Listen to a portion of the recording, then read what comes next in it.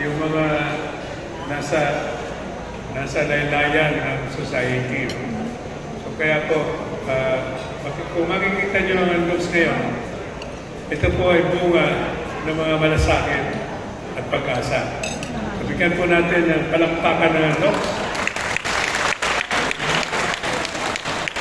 Ngayon po, the advent of our hard times and the fact that everybody is busy trying to survive hard times,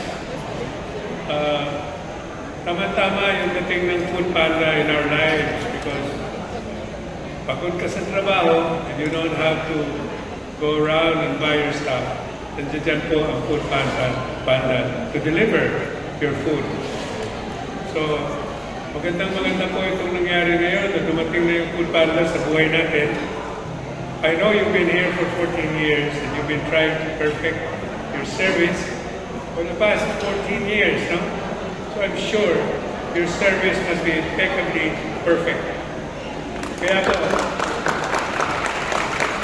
nung nasubukan namin ng Andox with Food Panda, nagulat po ako nung dineklara sa akin ng Maverick na you made a very significant result for the sales of Andox. And this is a very timely event. Galing po kami sa Leyte, puro fiesta po doon. Pagdating po namin dito, fiesta na naman. Pero it is really appropriate na nagkaroon ng fiesta rito. Kasi dapat natin celebrate itong partnership ng Food Panda and Andox. Napakalaking bagay ito.